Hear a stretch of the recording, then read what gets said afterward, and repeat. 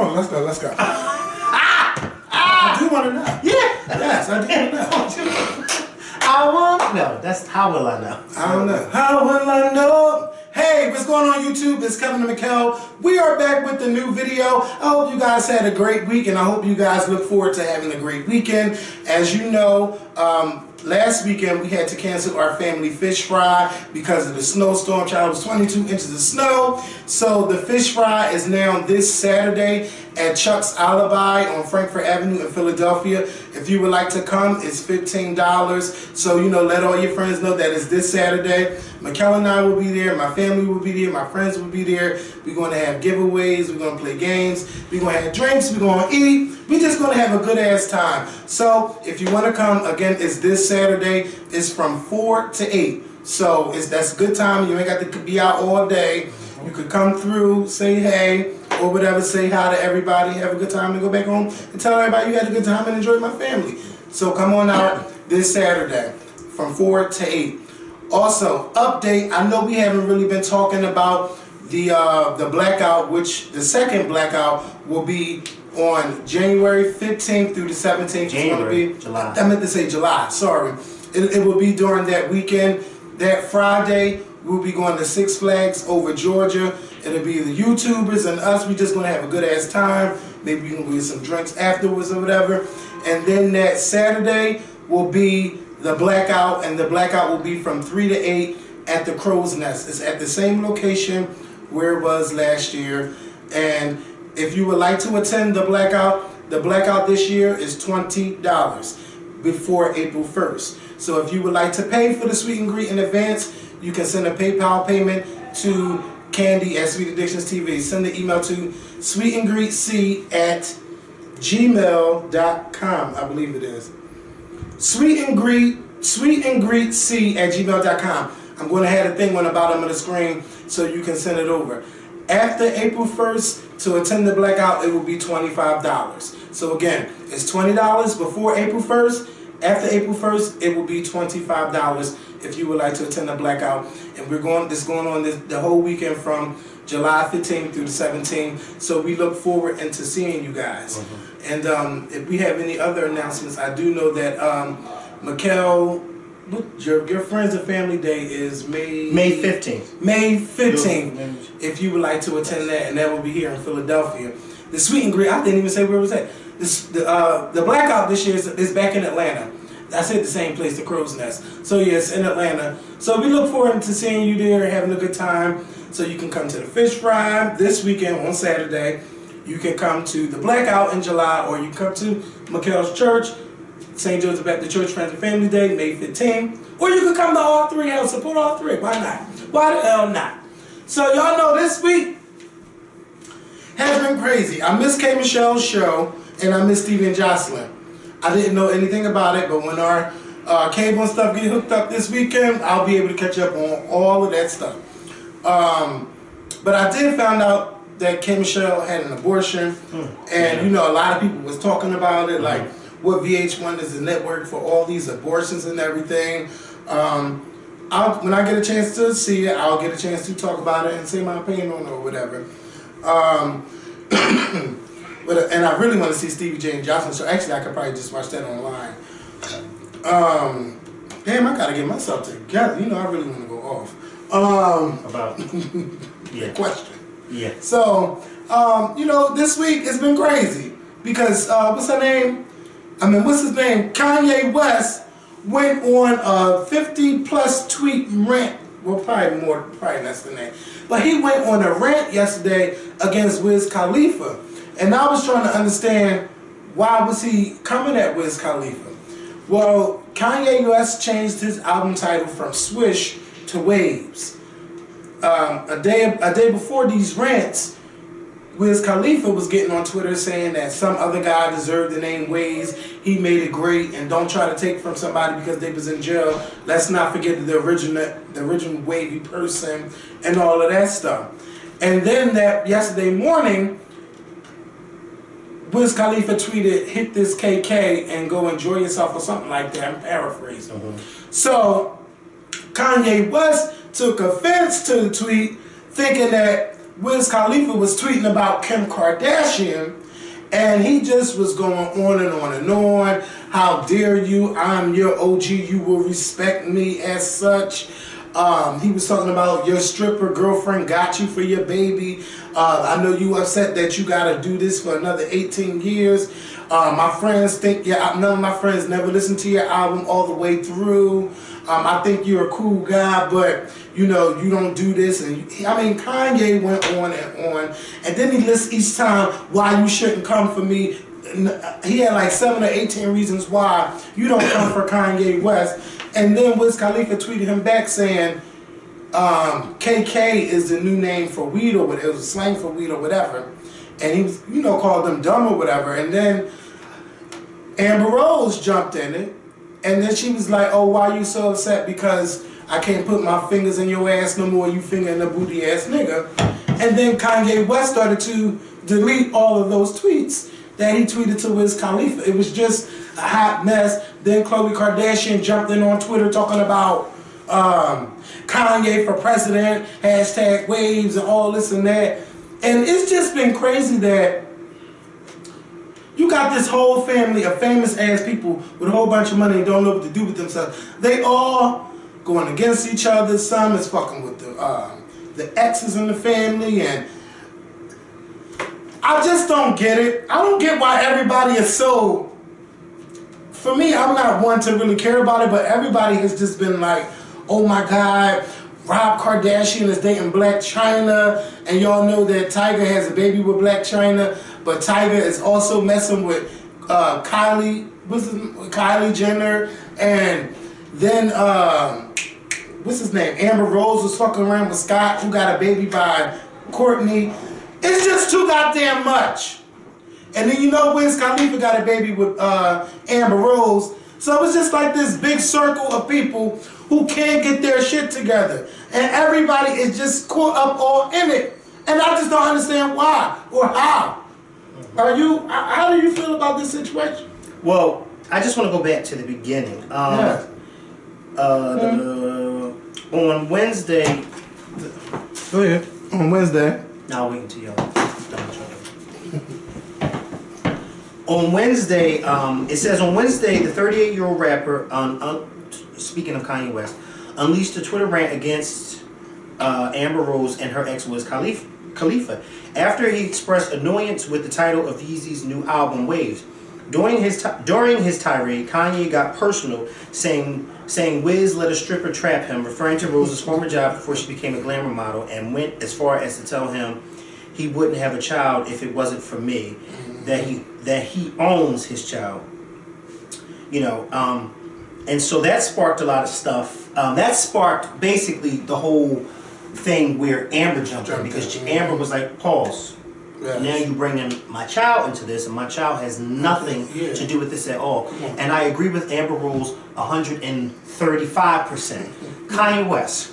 First of all, you know, a lot of people for these past few days after this whole rant were saying how they missed the 2005 Kanye West, the humble Kanye West, the college dropout Kanye West. I miss that Kanye West too, because he was fun to follow. He was fun to see what it was he was doing and what it was that he was dropping. This particular Kanye West, he is a prime example of you can't give every nigga don't know what to do with money when they get it. Okay? Because he thinks that he's above everything. He thinks that he's above everybody. First of all, to say to Wiz Khalifa that you let a stripper trap you. I'm sorry, Kanye West, but if memory serves me correct, you were flaunting this stripper around everywhere you went about 5 or 6 years ago when y'all were dating each other. You flaunted her around everywhere. Mm-hmm. This fashion show, that award show, this gala, that gala, this event, that event. I mean, y'all were the it couple when y'all were together. And at no time did you remind any of us that she was a stripper or a former stripper. No. Because at that time, she was Kanye West's girlfriend. Mm-hmm. But now that she's no longer your girlfriend, and she's no longer sticking her index finger in your booty hole, she's now this former stripper that trapped this rapper to have a baby. Kanye, you really, really, really, really, really need to slow your roll. Because I like your wife. I do. And I've been on this show plenty of times where I've defended her. But if you want to be petty, then Wiz can be petty with you. He can also say to you, well, I let a stripper trap me, but you let a woman who got on film and had sex with her boyfriend and sucked her boyfriend's dick and wasn't very good at it, trap you. You better come on, because Monday Williams said the same thing this morning. So, did she? Yes, but she said she was on her back. Yeah. I mean, she was famous for being on her back. She was on her back, she was on her side, she was on her stomach, she was doing everything. Oh, Ray J! Okay? And let me tell you something, you know what I mean? But I like your wife, Kanye, so I would never go there. But don't throw stones when you too live in a glass house. Come on. Don't do that. Don't do that. I like your wife, so I'm not going to go there. But I'm sure somebody else will. You know what I mean? Amber Rose and Wiz Khalifa don't do nothing to nobody. And that is a fact. You don't never hear them getting into no beef with no other celebrity. They mind their business. They mind their business. Kanye West, Wiz Khalifa expressed his annoyance and he expressed his distaste for the fact that you were able to snatch this title from somebody who he felt as though worked hard for it. And I commend Wiz Khalifa for standing up for another rapper or standing up for his friend, whatever the case may be. That's Wiz Khalifa's opinion. That is his own personal opinion. If you wanted to rebuttal his opinion, then you could have done that as a man. You could have said, listen, you know, so-and-so didn't copyright this name, or I don't know if he did or if he didn't, but if he didn't copyright this, so I have every right to take it if I want to, and if he has a problem with it, let him come and see me. But you went a step farther. You brought Wiz Khalifa's ex and their child into it, and that's a big no-no. That's a big no-no. Just like if Wiz Khalifa was to bring your daughter into it, I would say, whoa, Wiz, you're wrong for doing that. That's not right. And even still, after you brought their child into it, they still, neither one of them not once brought your girl or your child into it. They didn't do that. Amber just let it be known, well, wait a minute, since you want to bring my child into it, let me just tell the world what kind of fun you like to have when we were together. And you know what's, to be honest with you, I wasn't too surprised. Because he gives me that type. Yeah. But you know, somebody was like, see, I remember that time y'all was talking about never shade the person who knows all your secrets. Yeah. You don't. You don't do that. You don't do that. You don't do that. You don't do that. Let me tell you something. There are a lot of things. There are a few people that know some deep, dark secrets about me, and I may not be friends with them any longer. But I would never go out there and publicly shade them or shade them to anybody. Because just because we're not friends anymore don't mean that we got to be disrespectful to each other. You know what I mean? We just don't speak anymore. But I would never go out there and publicly shade them because of the cloud that they have over my head. And that's just the way the world is. Because there's some things I don't want nobody to know. Just like there's some things that they wouldn't want me to tell about them. And I wouldn't even take it that far. I would never take it that far. But you got to be careful of the stuff that you say and the stuff that you do. And then when you decide to break off from people, how you react to that break off. Because now you are saying things that you shouldn't be saying out of your mouth, Kanye West. I don't understand how people even want to still work with you. I don't even understand how people want to still support you. Because your whole attitude is, I'm great, I'm a GOAT, and that's it. Fuck it. If you're not on board the Kanye West train, then fuck it and fuck you. You know what I mean? And in that type of attitude, it's so sad because that is not the Kanye West from the college dropout days. And I know each artist evolves, but I would rather you evolve for the good rather than the bad. And I don't even mean just evolving good with your music, but evolving good with your personality, with your personal relationships with people. You just have a nasty taste. You give a nasty taste or put a nasty taste in my mouth, okay? You really do. You really do. You put a nasty taste in my mouth. And that's one of the reasons why, to this day, I'm just like, Kanye West is good at what he does, but he would never get a coin of mine. And I'm sure he don't need a coin of mine because he's very successful. But I'm just so hell-bent or not, I can't go to no Kanye West concert. He's too arrogant for me. He just has no clue. He might go into a rant. And he might go into a rant, and I don't want to waste my money listening to that. I don't want to waste my money listening to that.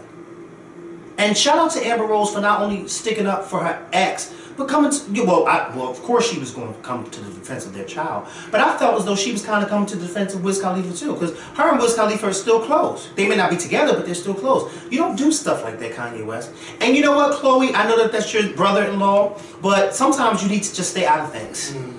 Stay out of it. Just stay out of it. I don't know if you do that. That whole circle of family is just a hot-ass mess. I think it's all paid. It's just and all Kanye didn't even have to do all that. he didn't. It's so silly. And then turned around and deleted them all. Yeah. Oh, I'm going to delete it somebody anyway. else that deletes all the time. Yeah, I mean, Who, Chris Brown? Nah. He tweets and delete all the time too. Come on now. You know Chris Brown was famous for tweeting and deleting. Back in the day. Back in the day. I'm just trying to figure out what you're talking about now. Oh my God, and yes, somebody said you need to review My Wives. Yes, I know I probably missed like 4 It's a new episodes. season? Yes, and I'm so mad because I enjoyed last year. And I know that Carla had came back, Cameron had came back. Oh, it was a hot ass. What about Renee? Yeah, Renee ain't never going away because her sister is executive producer of the show. But I missed on My Wives.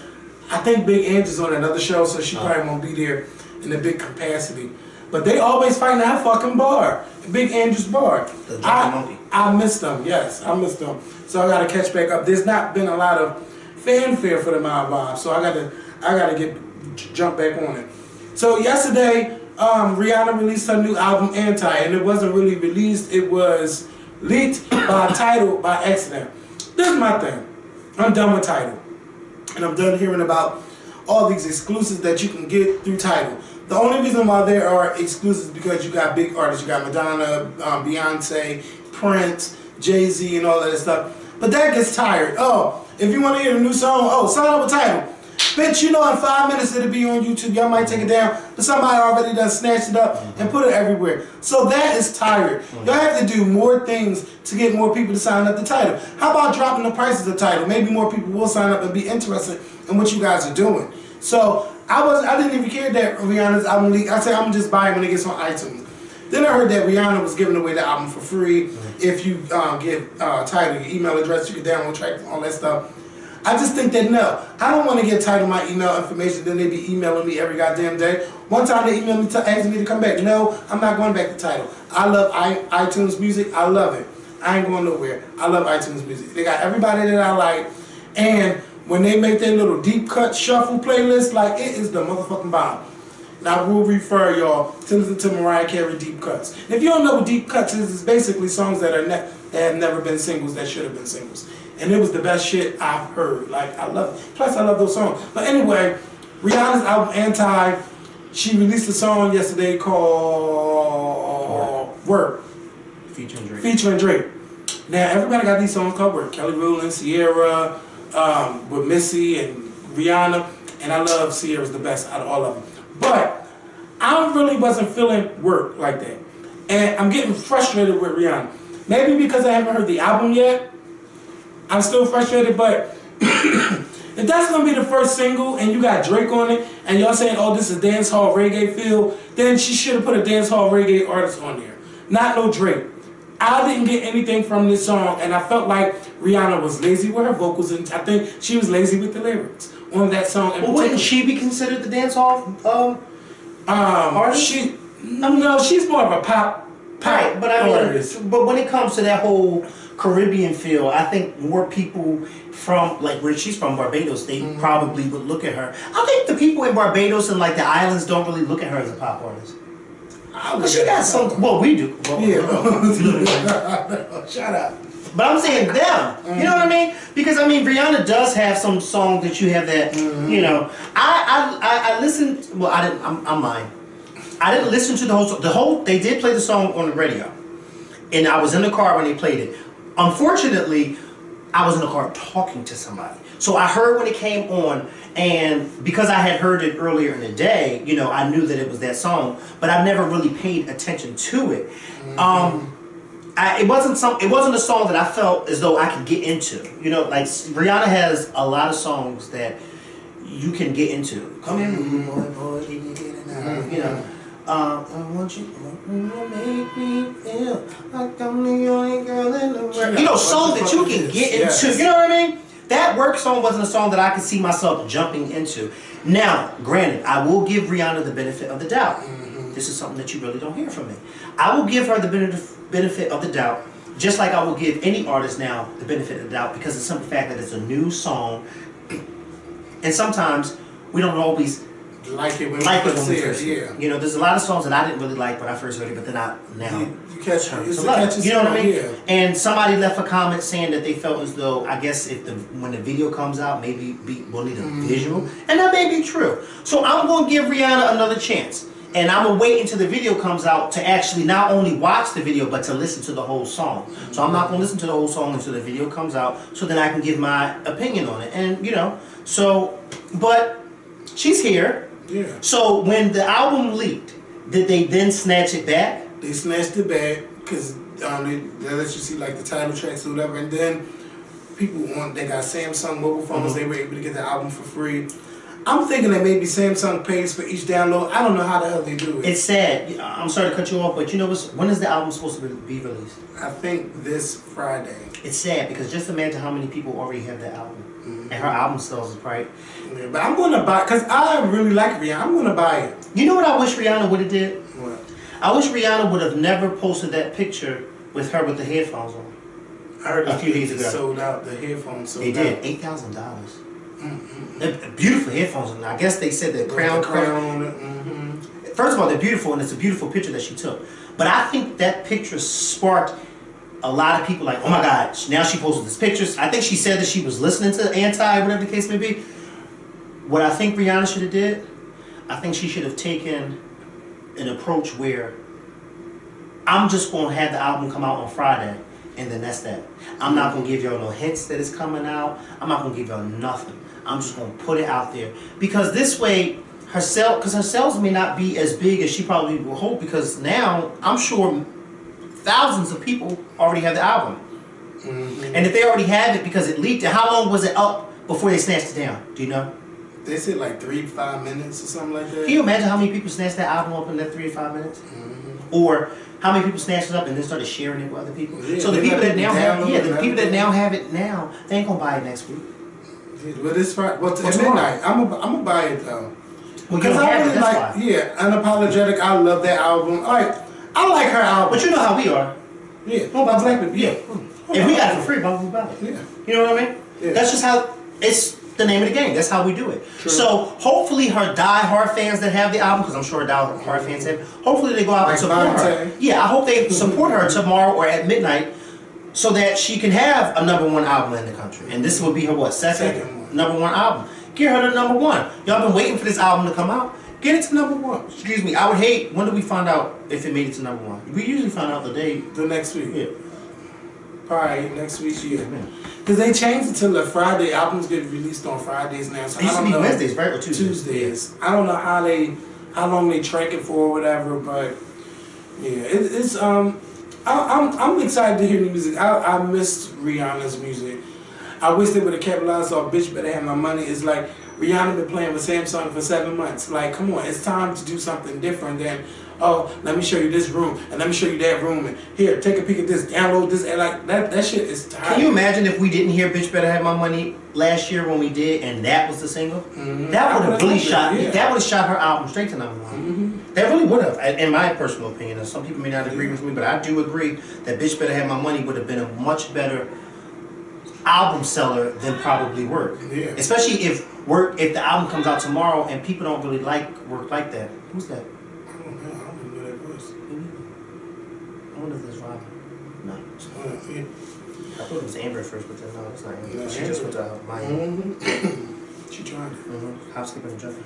So yeah, so Rihanna, I'm looking forward to hearing your album. I think I might review your album because I've been waiting for so long, and I've been talking about this break. We've been talking about this break probably since we first started doing the Scorpion show. Like every year, you was releasing an album, Like Somebody's take a running break. up the steps. I don't know who it is. Who is that? Is that why you be yelling at the steps? Liz? Don't say your name. What are you doing? The Girl, black? put that down. Put it on the bed. It's what you call it? What? Whose is it? Honey, want it? No, we recording. He can't do that in here. Are you high? Yes! Close the door. Sit it on my bed. Yes, Kevin. She's high. And guess what she had the nerve to tell me? What? When I was coming through in the house. Guess what she had the nerve to tell me? Oh, I was waiting for you to speak to me because you never speak to me. Wait. I said, wait a minute. I said, first of all, Robin. I always speak to you. I always speak to you. And second of all, I'm grown. Yes. How dare I'm very grown. I'm much older than I'm her. making an Instagram video about How dare she question me about speaking to her? Yeah. But I always speak to her. You know what I mean? And I like her pictures on Instagram and everything. She, Oh, you follow on Instagram and all that stuff? She had the audacity to tell me I'll never speak to her. Kevin don't like shit. I'm not gonna And how dare you not speak to me first? I said, what are we, 12? Bye, boo. Where's Jeremy? He left. He had to go to work at 5. But when are you leaving? Right now. Oh, who are you here with? I was here with Jeremy. No, but who you here with now that Jeremy left? Oh, he just left. Oh, so you was here with him. So you wasn't down there I'm doing what you here doing with by her. yourself. Don't Oh, you doing that with her? Yeah, I'm chilling with her. Who? My mom? Yeah. Your mom needs help. Bye. She y'all. does. Bye, Robin. And don't run down them steps like you at home. Yeah. Tell me. You No. you'll never speak to me first. I looked at her and said, hold up! Wrong. Don't you dare say that to me. And second of all, I always speak to you, girlfriend. You want me to speak to you first?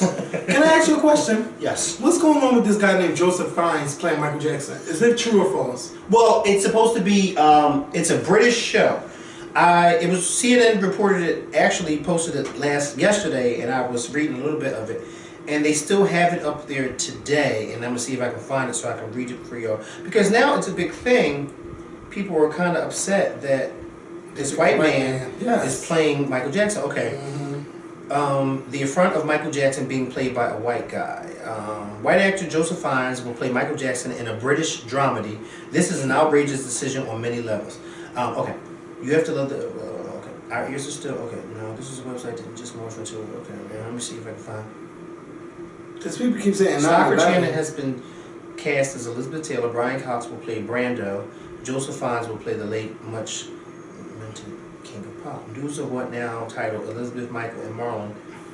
Maybe even now noises of outrage, mostly from African Americans who take it deeply, profoundly personal that one of their cultural heroes, the greatest song and dance man of the 20th century's latter half, will be portrayed by a non-black actor. Yes. This is my thing about this, okay? It is indeed an outrage and it's a slap to the face. Michael Jackson was black. I don't care how he looked when he died. He was black. He was a black man, okay? His mother's black, his father's black, all the rest of them are black. He was a black man, okay? For years, Michael Jackson was telling us his skin situation was not because he bleached his skin, it was because of vitiligo. I think anybody with common sense knows that he was lying about that. But,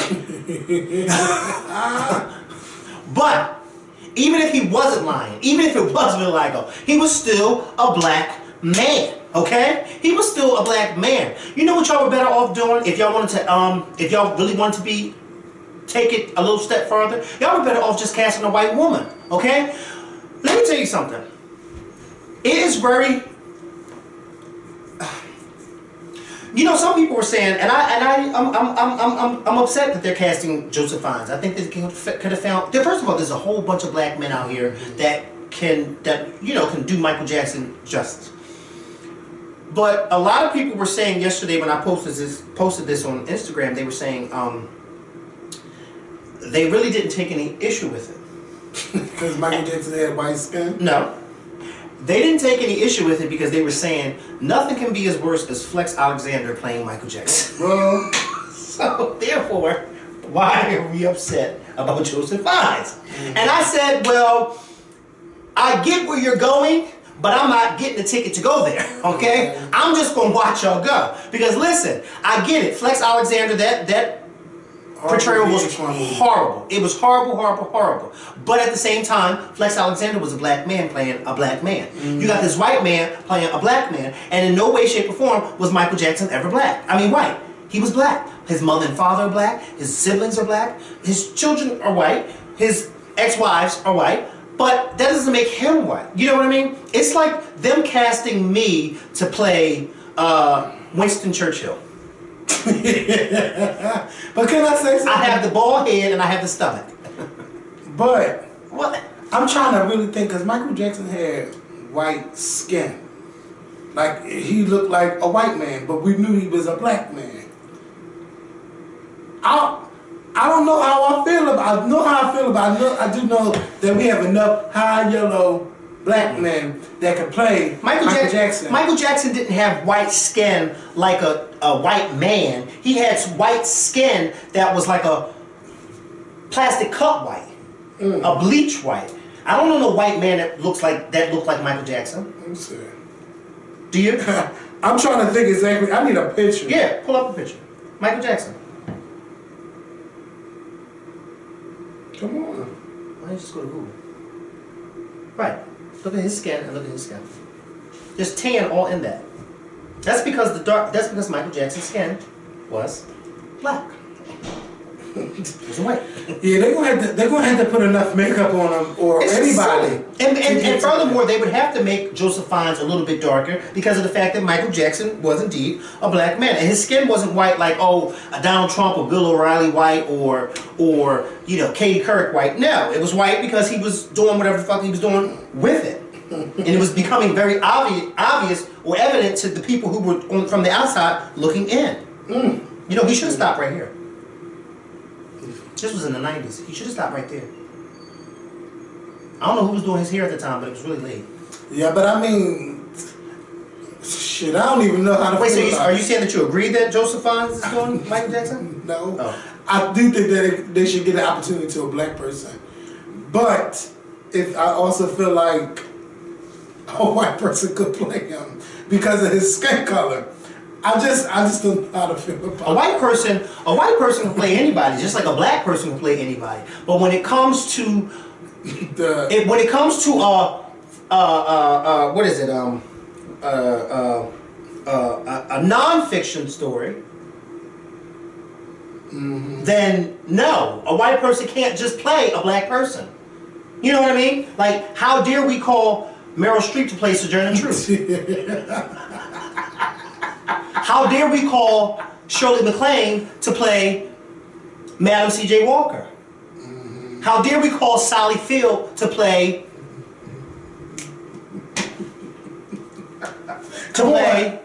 Esther Roll? You can't do that. They can't do that. And it's so crazy because they announced this very same week that we just had this whole Oscar so white situation. And this is just another slap in the face. It's just another slap in the face. Y'all gonna take this black man that was a very huge part of the not just, but particularly us as black people of our culture, and you gonna say, you know what?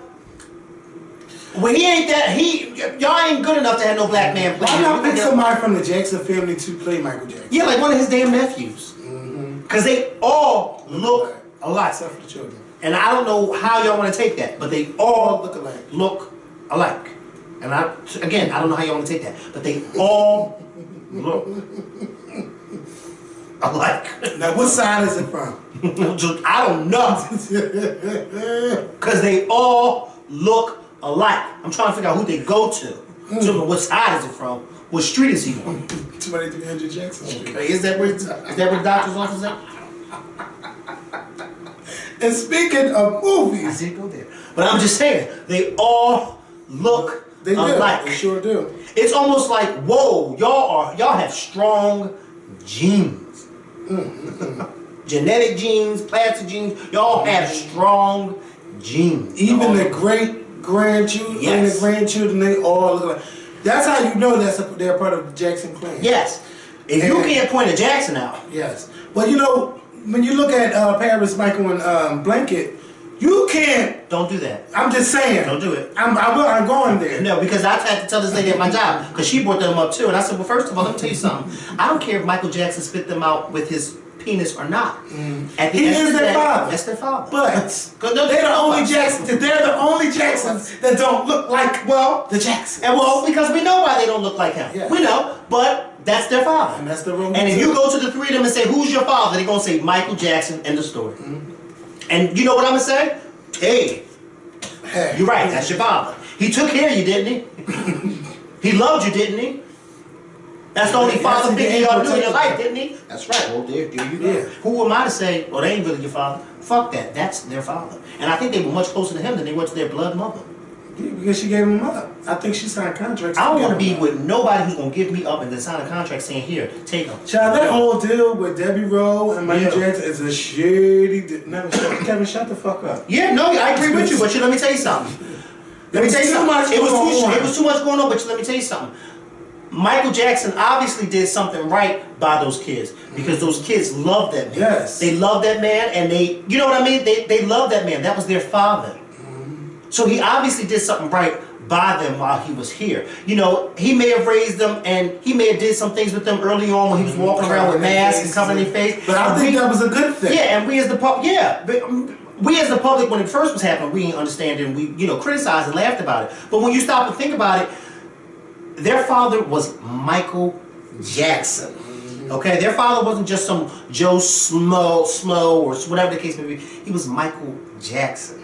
Okay, and people were trying to get at him left and right. That was somebody who could not walk down the street by himself. He couldn't even walk down the street with 5 people with him because it would be a mayhem. You know what I mean? So he did what he thought was right to protect his kids. And truth be told, his kids didn't seem to have a problem with it. They said they thought it was fun. That's how it was from the beginning. Yeah, they thought it was fun. Well, listen, you like it, I love it. But no, if I'm going to the zoo with y'all, I'm not putting nothing on my face, okay? How many times do you think your girl dresses up and just to go out, just to try to be regular? Because I would want some of that life back. From what I was told, and I was told this a while ago, like a few years ago. From what I was told, there was once an incident where she doesn't necessarily dress up; it's more so dress down. Mm-hmm. And so, what I was told was, she'll go to certain places, like a Walmart or places like that. She'll go to certain places and dress down. Dress down. But I'm saying, and go shopping and fit in. Why? Because you gotta stop and think about it. Realistically, who would ever think that Beyonce would be in here shopping in this store? Who would ever think that she'd be pushing a shopping cart, going to the aisles, grabbing this and grabbing it? Nobody would ever think that. When you go to a Target or a Walmart or a JCPenney or a Macy's or a Marshalls or a Ross, the last thing you think about is running into Janet Jackson, right? Mm-hmm. And Janet Jackson could be in the very next aisle from you, buying and shopping, this, that, and the third, but nobody's not going to know that because that's not where their mindset is. And that's actually not just what Beyonce does, that's what a lot of celebrities do. They do it because they go to places like that because first and foremost, they want to feel normal like everybody else. Mm-hmm. They want to feel normal like everybody else because they are normal like everybody else. But they do certain places like that because they know those are the last places people are going to look for them at. Yes. As a matter of fact, it's kind of smart when you think about it. It's only when they get up, like you said, sometimes, it's only when you get up to that aisle, when you're standing in those long lines, that's when people start staring in your face. Swipe that card. Look at the name. That look like some cheap. Don't she look like Beyonce? Because I've been to the airport plenty of times. No, she don't look like Beyonce. Beyonce does not look like that. You know what I mean? Like, people do stuff like that. I remember one time we were shopping with, you know who, and they just like, no, that ain't. Then when she swiped the card, then everybody... Oh, yeah, remember that? Yeah. Yeah. And that's a prime example because people would have never expected her to be there.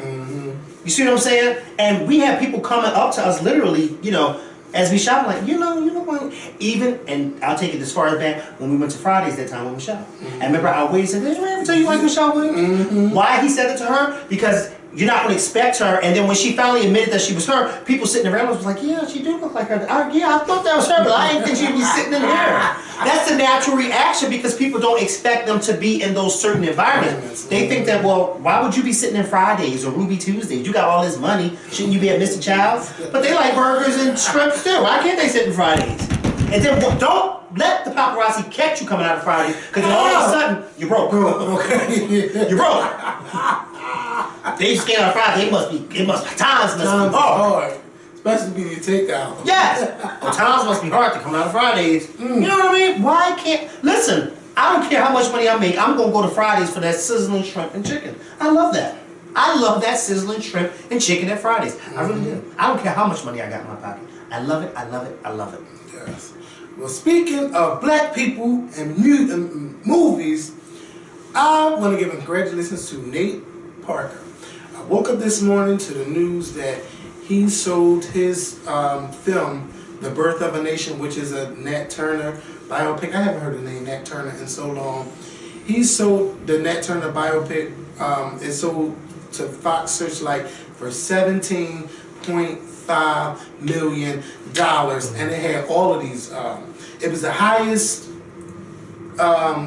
selling from a Sundance release in history of the Sundance. So the film is going to be in theaters. It's going to be in theaters, and he had one of his highest offers was from Netflix for $20 million, and he said no because I want people to go see this film.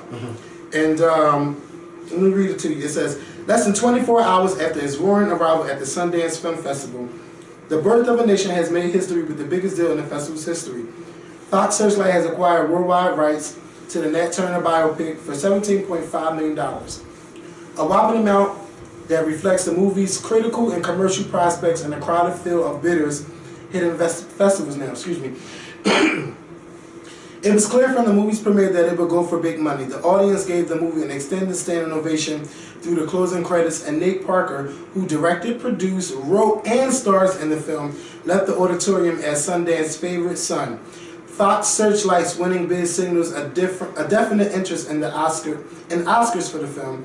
The specialty division of 20th Century Fox purchased Brooklyn at Sundance last year, and the immigrant drama was the only Sundance movie to land a Best Picture nomination for this year's awards. Fox Searchlight also released the last major slavery drama, 12 Years a Slave, which won Best Picture in 2014.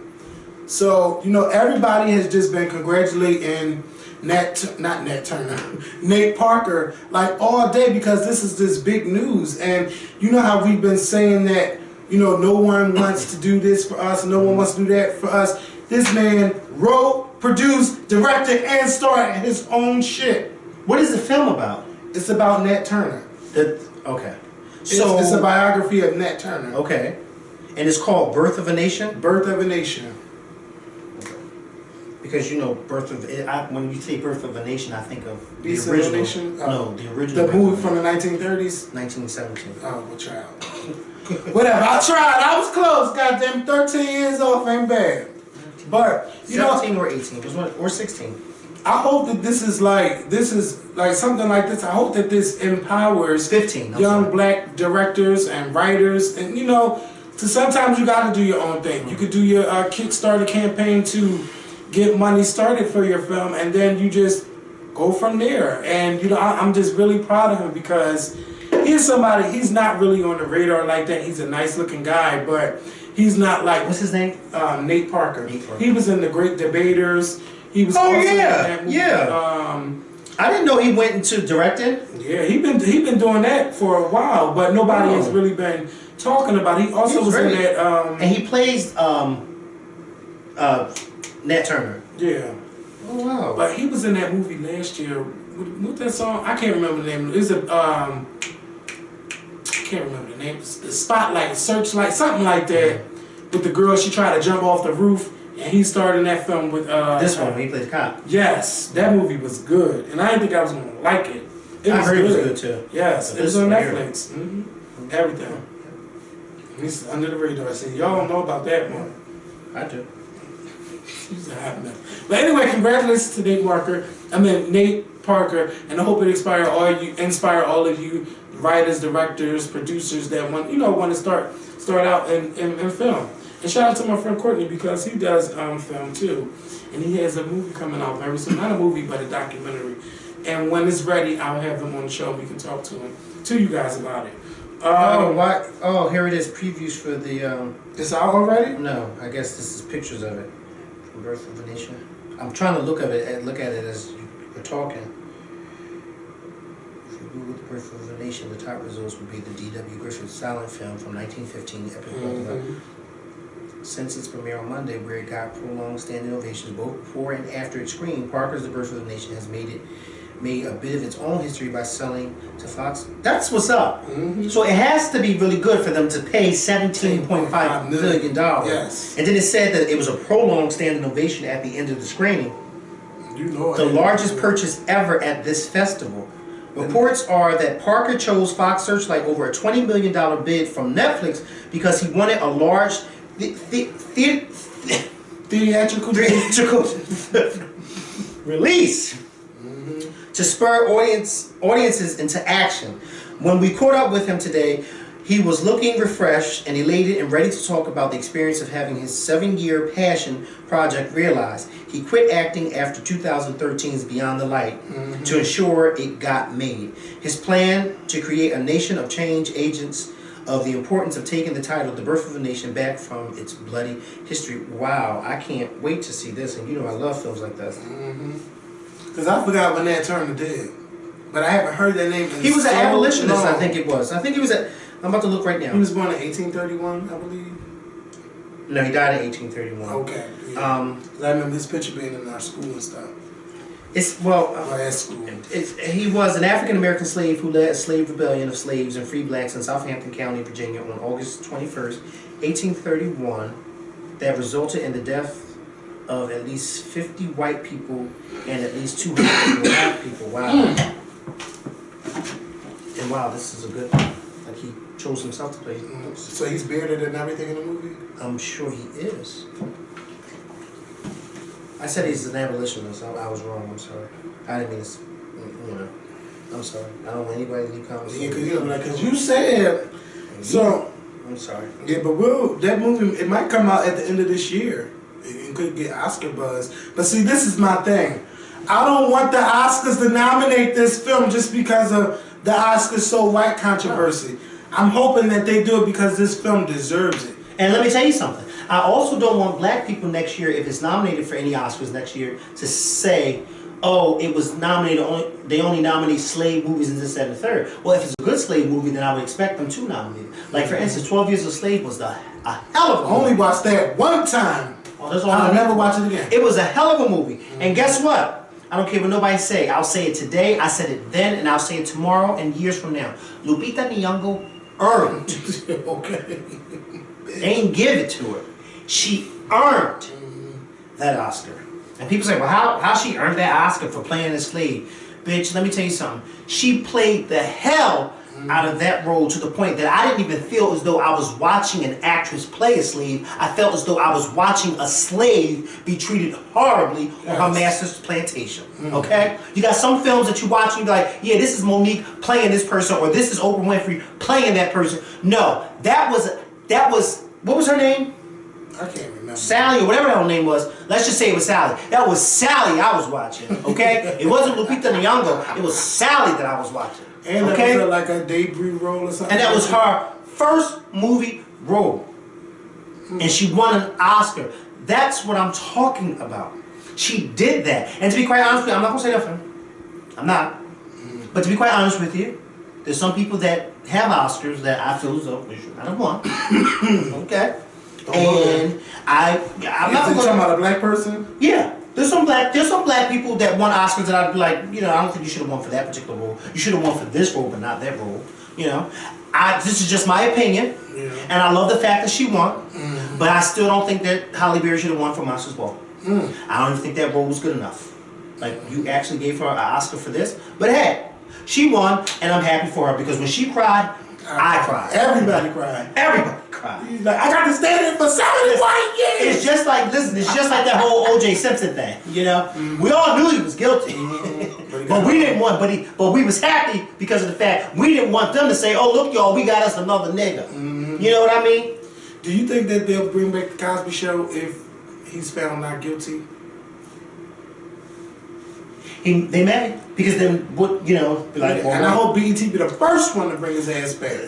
because people will boycott and they'll say, well, wait a minute, he's found not guilty, so why y'all ain't putting the show back on? And remember, like what I said, Seventh Heaven is actually still, and They brought it back. They took it off. They brought it back, then took it back off, but I didn't know they brought it back on. Yeah, they did. And let me tell you something. Some Every time they, know. well, I'll let you know too. Every time they, I did, and you didn't. Because I knew I saw it on television. I knew I did. But let me tell you something. Every time they took Seventh Heaven off, it wasn't off for long. That's why I didn't know it was ever off. Because the minute they took it off, it came right back on. You know what I mean? I don't watch the Uplifting channel. I don't watch that. Well, I used to love Seventh Heaven. That used to be my show. You know? I never watched that. When the mom had the twins, you know, I mean, it was good, but it kind of lost me there because I already felt as though they had too many kids in the house as it is. And for the mom to have those twins, and she was a little older too. Like, why is she having these kids, these twins? But I mean, you know, some people do that. But that was really my show. It really was, because Seventh Heaven, it was really good, and they had some good episodes. They were. No, I wouldn't say no, because it wasn't. I never see. Only time I was watching like the WB or the UPN, I was really watching the black shows. I really wasn't watching like Friends, but I later got into shows like Third Rock from the Sun. I can watch Seinfeld now because that show is fucking hilarious. Yeah, because you understand it. Yeah, it's hilarious. That's how I feel about Roseanne.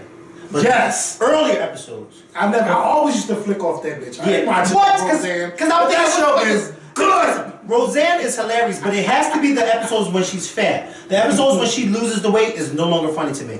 Also, the episodes when the new Becky comes on. Because I like it with the original characters, not with the new Becky. Once the new Becky comes, it starts to lose its little But flair. didn't the old Becky come back? She did, but then she didn't come back. She didn't stay for long. Okay. Yeah, she didn't stay for long. But the old Roseanne, because I mean, it was almost as if another thing, like Roseanne. Another example. When you watch Roseanne now and you actually understand the comedy, when you watch her, especially the earlier episodes, it's not even like you're watching TV shows. It's like you're watching this white family talk to each other the way they actually talk to each other.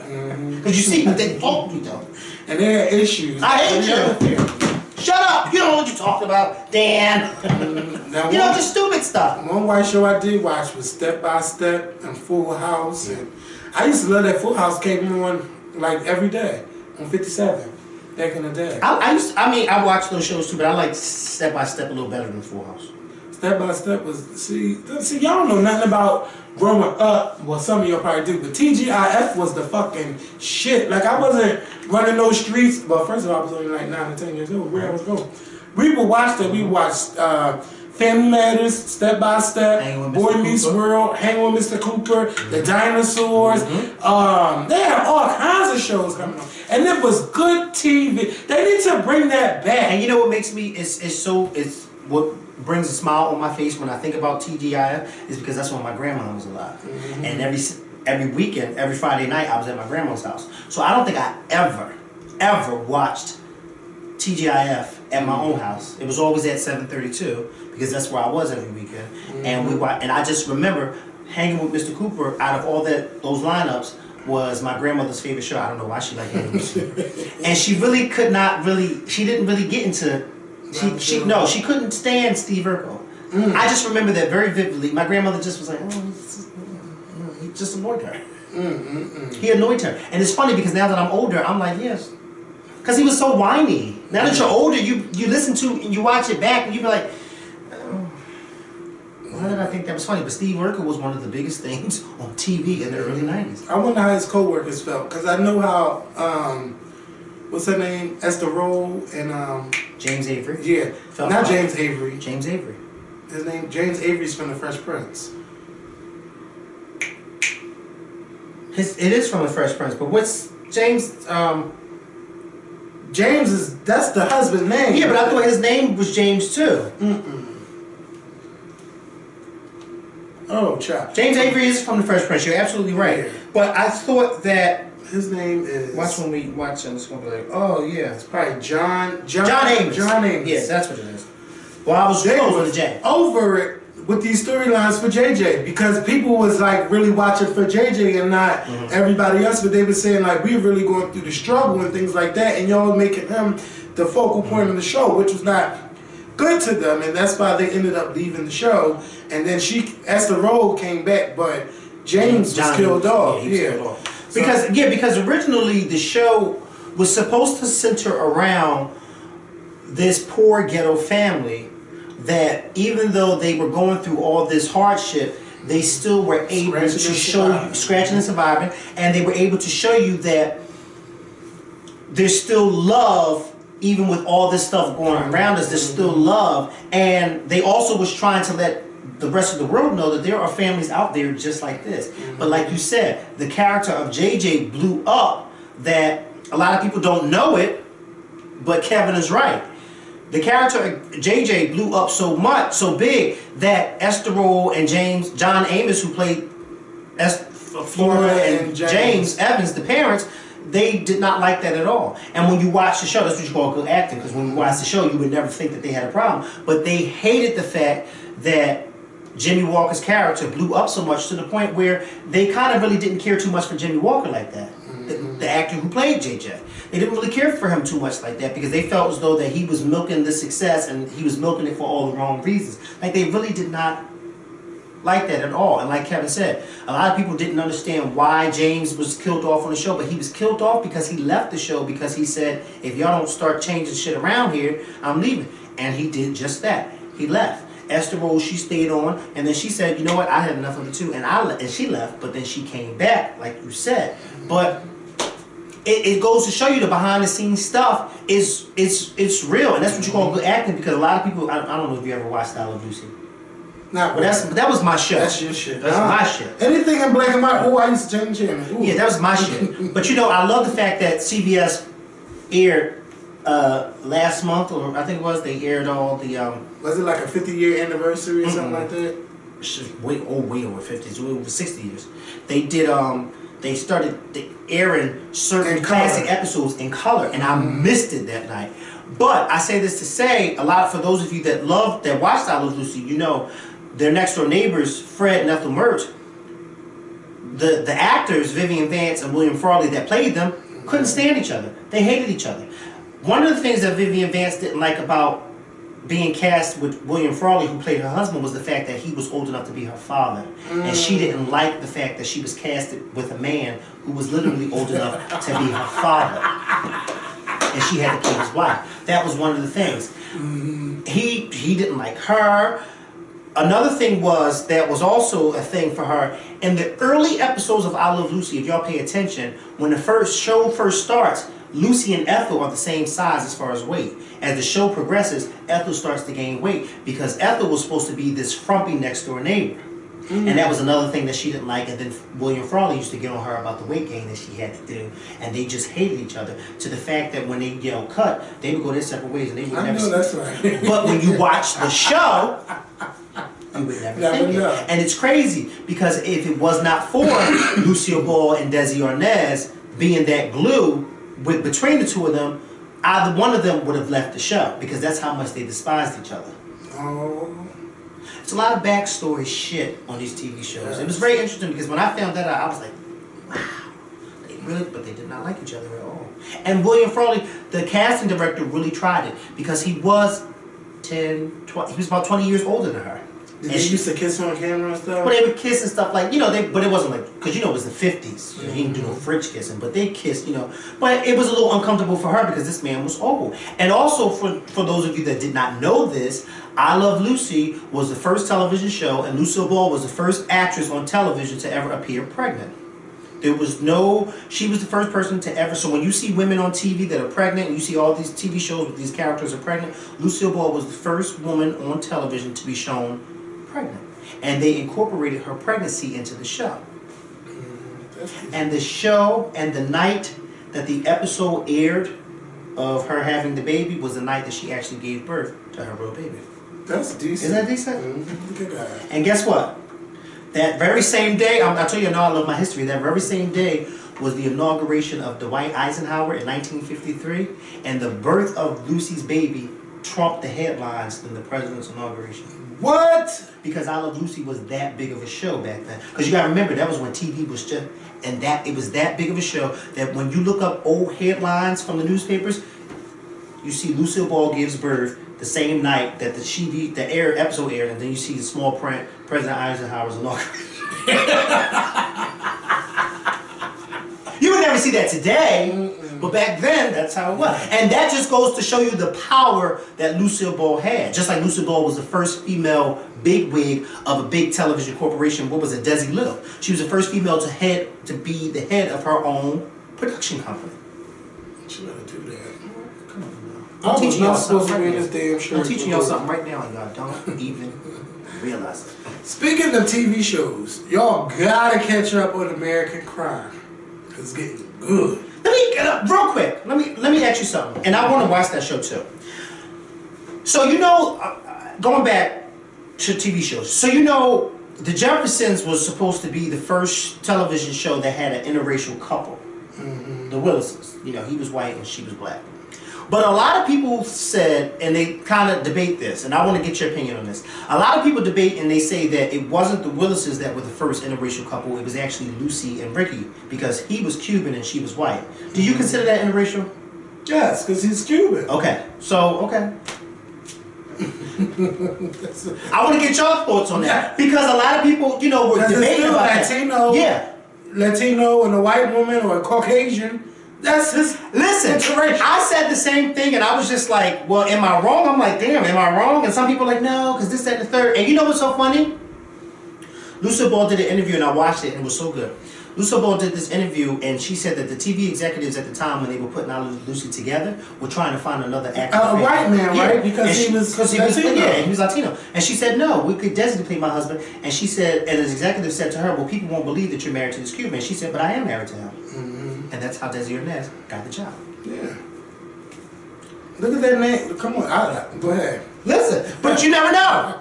Because, you know, some people just look at it black and white and they don't look at the, you know. But I always thought that they were the first too. Because, you know, you can't mention, because some people get offended when you say, no, it's not the Jeffersons. But I always thought that it was I Love Lucy that was the first interracial couple on TV. Mm-hmm. She was white and he was Cuban. Wasn't it a black and white couple on All in the Family? A black and white couple on All in the Family? Yeah, or they just had black people on it. Like no, they just had black George people Jefferson and all of that. You know, the Jeffersons was a spun-off from All in the Family. Mm-hmm. They were all spin-offs. What's his name? Norman Lear? Yeah. He got a lot of fucking money. The Jeffersons was a spin-off from All in the Family because the Jeffersons were the Bunker's next door neighbor before they moved on up. Maude, which played Beatrice Arthur, she was a spin-off from All in the Family as well because Maude was Edith Bunker's cousin. And then she spun off to get her own show. Good Times was a spin-off of Maude because Esther Rose, Florida Evans' character, was Maude's maid. And then her family... Well, she was a maid? She was a maid. And it spun off. If you watch... Let me tell you something. I know my history. But wait, how did she lose her job? Because I don't know how she... They don't explain it. But in episodes of Maude, Florida Evans is Maude's maid. And it spun off, and then that's when it spun off. So a lot of those shows in the 1970s were spin-offs from each other, which was pretty genius because those spin-offs became really, really successful. So y'all gotta catch up on American Crime because it's getting good. And y'all know the storyline is basically someone raped this male student. And not only are they dealing with that, they're also dealing with race on this show. It is really good.